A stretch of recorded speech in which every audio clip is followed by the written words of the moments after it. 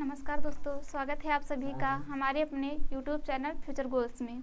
आज हम इस वीडियो में पढ़ने वाले हैं चतुर्थी विभक्ति संप्रदान कारक। तो संप्रदान कारक का सूत्र होता है कर्मणा कर्मणा यमभिप्रेति कर्मणा यमभिप्रेति ससंप्रदानम कर्मणा यमभिप्रेति संप्रदानम। कर्मणा यानी कि कर्म के द्वारा, कर्मणा कर्म के द्वारा, यम यानी कि जिसे, अभिप्रेत यानी कि अब प्रेत किया जाए, स वह संप्रदानम संप्रदान है। तो कर्ता अपने दान कर्म के द्वारा जिसे अभिप्रेत करता है वह संप्रदान है। कर्ता अपने दान कर्म के द्वारा, कर्मेण यानी कि कर्म के द्वारा, तो दान कर्म के द्वारा, यम यानी कि जिसे, अभिप्रेत यानी कि अभिप्रेत करता है या जिसे कुछ देता है, सा संप्रदानम वह क्या है, संप्रदान है। कर्ता अपने दान कर्म के द्वारा, दान कर्म के द्वारा, दान कर्म के द्वारा जिसे अभिप्रेत करता है, जिसे अभिप्रेत करता है, अभिप्रेत यानी कि जिसे कुछ देता है, अभिप्रेत करता है, स संप्रदानम वह क्या है, संप्रदान है, वह संप्रदान है। तो कर्ता अपने दान कर्म के द्वारा, कर्मणा यानी कि कर्म के द्वारा, यम जिसे अभिप्रेत करता है, स संप्रदानम वह क्या है, संप्रदान है। तो कर्ता अपने दान कर्म के द्वारा जिसे अभिप्रेत करता है या जिसे कुछ देता है, जिसके लिए कुछ करता है, तो वह क्या है, संप्रदान है। इसके बाद अगला सूत्र है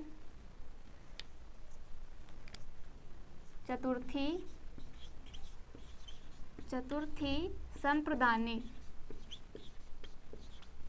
चतुर्थी संप्रदाने। संप्रदान में कौन सी विभक्ति होती है, चतुर्थी विभक्ति होती है। संप्रदान में चतुर्थी विभक्ति होती है, संप्रदान में चतुर्थी विभक्ति होती है। इसका उदाहरण है जैसे कि विप्राय गाम ददाति, विप्राय गाम ददाति। राजा ब्राह्मणाय, राजा ब्राह्मणाय भूमिम ददाति, राजा ब्राह्मणाय भूमिम ददाति। माता बालकाय, माता बालकाय फलम ददाति। तो क्या है, इसमें उदाहरण है विप्राय गाम ददाति। विप्राय विप्र को यानी कि ब्राह्मण को, गाम यानी कि गाय, ददाति देता है, तो ब्राह्मण को क्या देता है, गाय देता है। तो कर्मणा यमभिप्रेति स संप्रदानम, कर्ता अपने दान कर्म के द्वारा जिसे अभिप्रेत करता है या जिसे कुछ देता है, तो उसमें कौन सी होती है, वह संप्रदान है और उसमें चतुर्थी विभक्ति होती है। तो जिसको वस्तु दी जाए यानी कि दान कर्म के द्वारा जिसके लिए कुछ किया जाए या जिसे कोई वस्तु दान में दी जाए, तो उसमें कौन सी होती है, चतुर्थी विभक्ति। चतुर्थी किसमें होगी, जिसको कोई चीज़ दी जाए। तो यहाँ पर विप्राय गाम ददाति, तो विप्र को गाय दी जा रही है। विप्राय यानी विप्र को गाय देता है, तो विप्र को गाय देता है, किसको देता है, विप्र को यानी कि ब्राह्मण को। तो विप्राय में कौन सी होगी, चतुर्थी विभक्ति होगी। राजा ब्राह्मणाय भूमिम ददाति, राजा ब्राह्मण को भूमि देता है, तो राजा क्या हो गया, कर्ता, भूमि हमारा कर्म है, ददाति यानी कि देना हो गई क्रिया। तो किसको दे रहा है, राजा भूमि किसको दे रहा है, ब्राह्मण को। तो जिसको कोई चीज़ दी जाए तो उसमें चतुर्थी होती है, तो ब्राह्मण में होगी चतुर्थी विभक्ति संप्रदान कारक। माता बालकाय फलम ददाति, माता बालक को फल देती है। तो किसको फल देती हैं? बालक को फल देती हैं। तो बालक में कौन सी होगी? चतुर्थी विभक्ति होगी, तो हो जाएगा बालकाय। तो कर्मणा यम अभिप्रेति सा संप्रदानम, कर्ता अपने दान कर्म के द्वारा जिसे अभिप्रेत करता है या जिसे कुछ देता है तो वह संप्रदान है। और चतुर्थी विभक्ति किसमें होती है? संप्रदान में चतुर्थी विभक्ति होती है। विप्राय गान ददाति, विप्राय विप्र को गाय देता है। राजा ब्राह्मणाय भूमिम ददाति, राजा ब्राह्मण को भूमि देता है। माता बालकाय फलम ददाति, माता बालक को फल देती हैं। तो बालकाय में होगी चतुर्थी। जिसको वस्तु प्रदान की जा रही हो या दी जा रही हो तो उसमें कौन सी होगी? चतुर्थी विभक्ति होगी। अब इसके बाद देखते हैं हम अगला सूत्र। अगला सूत्र है रुच्यर्थानाम, रुच्यर्थानाम प्रियमाणः, रुच्यर्थानाम प्रियमाणः। रुच यानी कि अच्छा लगना। रुच का अर्थ होता है अच्छा लगना। रुच क्या है? धातु है। रुच का अर्थ होता है अच्छा लगना। रुच का अर्थ होता है अच्छा लगना। तो रुच धातु के योग में यानी कि अच्छा लगने, इस अर्थ के योग में कौन सी विभक्ति होती है? चतुर्थी विभक्ति होती है। किसमें चतुर्थी विभक्ति होती है? जिसको कोई चीज़ अच्छी लगे। जैसे कि है रुच अर्थानाम प्रिय माड़ा। तो रुच यानी कि अच्छा लगने के योग में जिसको प्रिय माड़ को यानी कि जिसको वस्तु क्या हो? पसंद हो। व्यक्ति या वस्तु जिसको अच्छी लगे तो उस व्यक्ति या वस्तु में कौन सी होती है? चतुर्थी विभक्ति होती है। रुच अर्थानाम प्रिय माड़ा यानी कि अच्छा लगने के योग में। जैसे कि है हरिये, हरिये रोचते भक्ति, हरिये रोचते भक्ति। तो हरि को भक्ति रोचते, रुच धातु है यानी कि अच्छा लगना। तो हरि को भक्ति अच्छी लगती है। किसको अच्छी लगती है? हरि को भक्ति अच्छी लगती है। तो हरि में क्या होगी? चतुर्थी विभक्ति, तो हो जाएगा हरिये।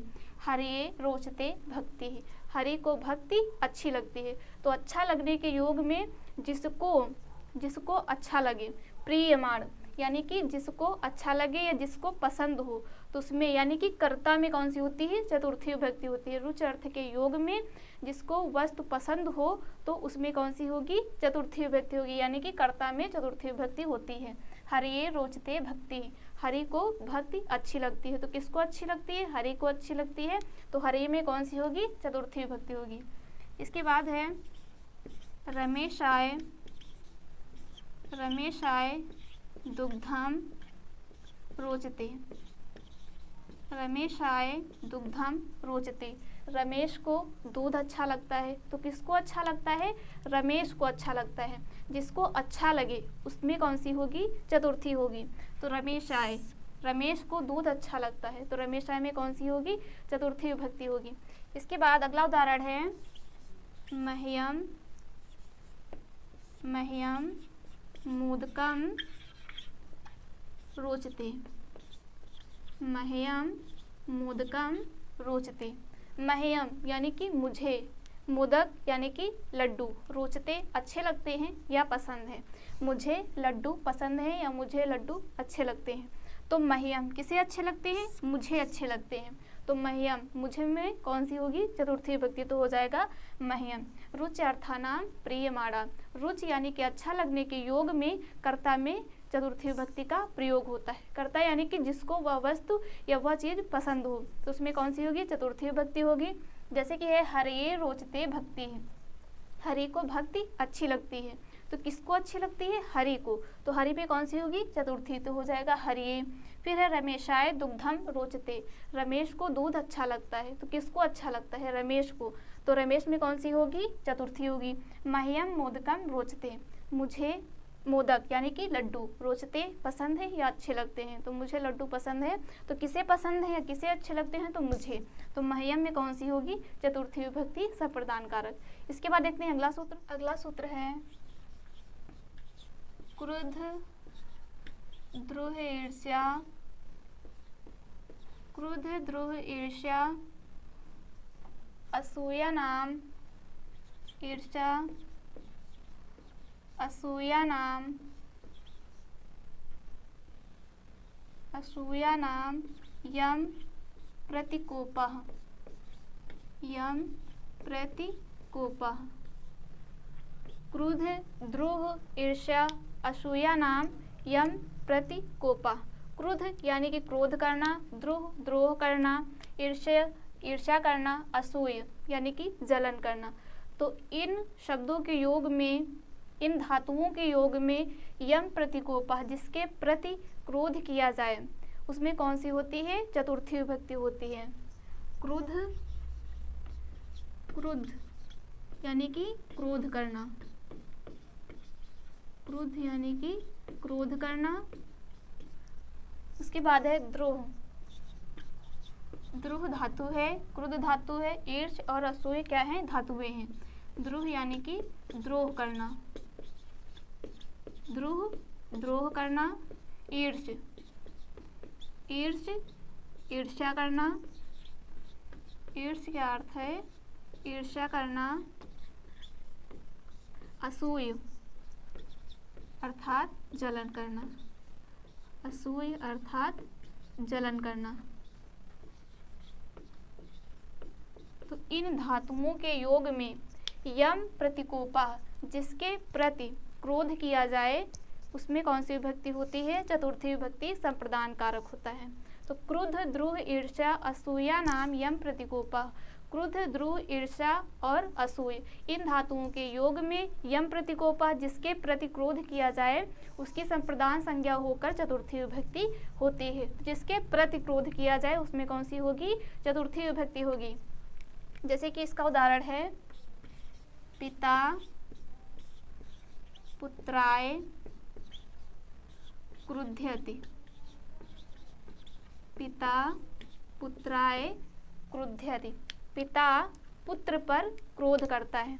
किस पर क्रोध करता है? पुत्र पर। यम प्रतिकोपः जिस पर क्रोध किया जाए, यानी जिस पर क्रोध किया जाए, द्रोह किया जाए, ईर्ष्या किया जाए या जलन किया जाए, तो जिसके प्रति ये कार्य किए जाए तो उसमें कौन सी होती है? चतुर्थी विभक्ति संप्रदान कारक। तो पिता पुत्राय क्रुध्यति, पिता पुत्र पर क्रोध करता है। तो किस पर क्रोध करता है? पुत्र पर।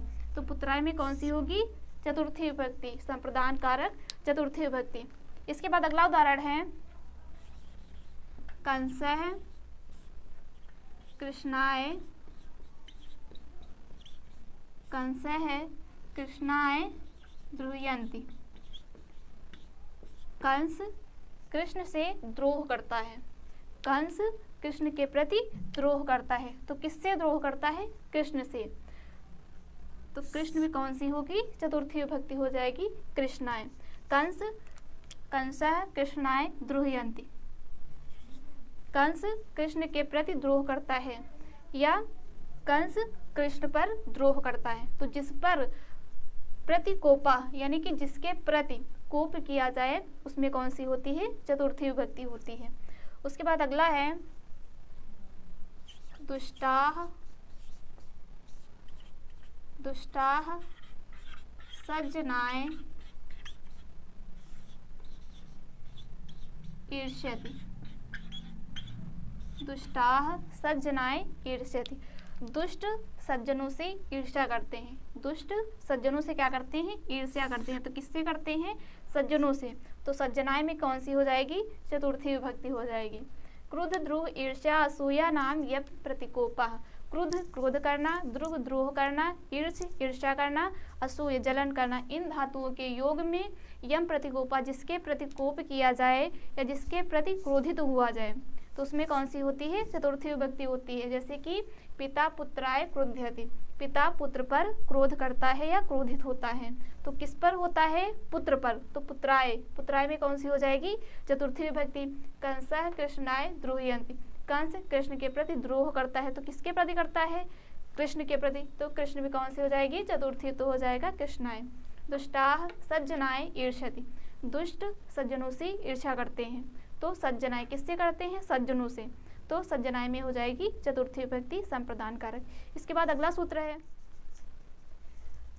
अगला सूत्र है नमः स्वस्ति, नमः स्वस्ति स्वाहा स्वधालम, स्वधालम वषट् योगाच्। नमः स्वस्ति स्वाहा स्वधा अलम वषट् योगाच्। नमः स्वस्ति स्वाहा स्वधा अलम वषट् योगाच्। नमः यानी कि नमस्कार, स्वस्ति का अर्थ होता है कल्याण, स्वाहा का अर्थ होता है आहुति, स्वाहा का अर्थ होता है आहुति, स्वधा का अर्थ होता है तर्पण, अलम का अर्थ होता है पर्याप्त और वषट् का योग अर्थ होता है योग्य। वषट् का अर्थ होता है योग्य। नमः स्वस्ति स्वाहा स्वधा अलम वषट् इन अव्यय शब्दों के योग में चतुर्थी विभक्ति का प्रयोग होता है। नमः का अर्थ होता है नमस्कार, स्वस्ति का अर्थ होता है कल्याण, स्वाहा का अर्थ होता है आहुति, स्वधा का अर्थ होता है तर्पण, अलम का अर्थ होता है पर्याप्त और वषट् का अर्थ होता है योग्य। तो इन अव्यय शब्दों के योग में चतुर्थी विभक्ति का प्रयोग होता है। जैसे कि है हरिये नमः, हरिये नमः, गणेशाय नमः, गणेशाय नमः, कृष्णाय नमः, कृष्णाय नमः, स्वस्ति तुभ्यं, स्वस्ति तुभ्यं, प्रजाभ्यः, प्रजाभ्यः तुभ्यं, प्रजाभ्यः स्वस्ति।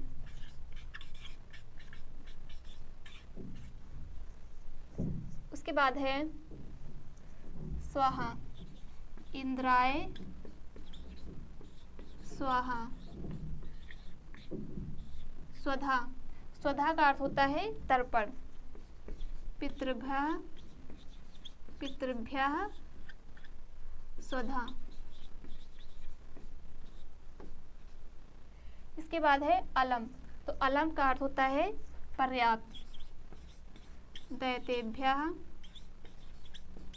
दैतेभ्यः हरिः अलम, दैतेभ्यः हरि अलम। वषट् का अर्थ होता है योग्य, इंद्राय वषट्, इंद्राय वषट्। तो इनके योग में कौन सी होती है? चतुर्थी विभक्ति होती है। नमः स्वस्ति स्वाहा स्वधा अलम वषट् योगाच्। नमः स्वस्ति स्वाहा स्वधा अलम और वषट् इन अव्यय शब्दों के योग में कौन सी विभक्ति होती है? चतुर्थी विभक्ति। जैसे कि है हरिये नमः, हरि के लिए नमस्कार, किसके लिए? हरि के लिए, तो हरिये में कौन सी होगी? चतुर्थी होगी। गणेशाय नमः, गणेश के लिए नमस्कार, तो गणेशाय में कौन सी होगी? चतुर्थी होगी। कृष्णाय नमः, कृष्ण के लिए नमस्कार, तो कृष्णाय में कौन सी होगी? चतुर्थी होगी। स्वस्ति तुभ्यम, तुम्हारा कल्याण हो, किसका कल्याण हो? तुम्हारा, तो तुभ्यम में कौन सी होगी? चतुर्थी विभक्ति होगी। प्रजाभ्यः स्वस्ति, प्रजा के लिए कल्याण, प्रजा का कल्याण हो, तो प्रजाभ्या में कौन सी होगी? चतुर्थी होगी। इंद्राय स्वाहा, इंद्र के लिए आहुति, किसके लिए आहुति? इंद्र के लिए, तो इंद्राय में कौन सी होगी? चतुर्थी होगी। पितृभ्यः स्वधा, पितरों के लिए तर्पण, तो पितृभ्या में कौन सी होगी? चतुर्थी होगी। दैतेभ्यः हरि अलम, दैत्यों के लिए हरि पर्याप्त है, तो किसके लिए पर्याप्त है? दैत्यों के लिए, तो दैतेभ्या में कौन सी होगी? चतुर्थी होगी। इंद्राय वषट्, इंद्र के योग्य, इंद्र के योग्य, किसके योग्य? इंद्र के योग्य, तो इंद्राय में कौन सी होगी? चतुर्थी विभक्ति होगी। तो नमः स्वस्ति स्वाहा स्वधा अलम वषट् इन अव्यय शब्दों के योग में कौन सी होती है? चतुर्थी विभक्ति होती है। हरिये नमः, हरि के लिए नमस्कार। गणेशाय नमः, गणेश के लिए नमस्कार, तो जिसके लिए नमस्कार स्वस्ति स्वाहा स्वधा अलम और वषट् जिसके लिए प्रयोग किए जा रहे हों, तो उसमें कौन सी होगी? चतुर्थी विभक्ति। इंद्राय स्वाहा, इंद्र के लिए स्वाहा। पितृभ्यः स्वधा, पितरों के लिए तर्पण। दैतेभ्यः हरि अलम, दैत्यों के लिए हरि पर्याप्त हैं, तो किसके लिए पर्याप्त हैं? दैत्यों के लिए पर्याप्त हैं, तो दैतेभ्यः में कौन सी होगी? चतुर्थी। इंद्राय वषट्, इंद्र के लिए पर्याप्त, तो इंद्राय में कौन सी होगी? इंद्र के योग्य, तो इंद्राय में होगी चतुर्थी। इसके बाद देखते हैं अगला सूत्र। अगला सूत्र है स्प्रह रीप्सितः, स्प्रह रेपसितः। स्प्रह धातु के योग में जिस वस्तु की चाह होती है उसमें कौन सी विभक्ति होती है? चतुर्थी विभक्ति होती है। स्प्रह धातु के योग में, किसके योग में? स्प्रह। स्प्रह का अर्थ होता है चाहना। स्प्रह धातु का अर्थ होता है चाहना। तो स्प्रह धातु के योग में, स्प्रह धातु के योग में जिस वस्तु की चाह होती है, स्प्रह धातु के योग में जिस वस्तु की चाह होती है उसमें कौन सी विभक्ति होती है? चतुर्थी। जिस वस्तु की चाह होती है उसमें चतुर्थी विभक्ति होती है। कौन सी विभक्ति होती है? चतुर्थी। उसमें चतुर्थी विभक्ति होती है।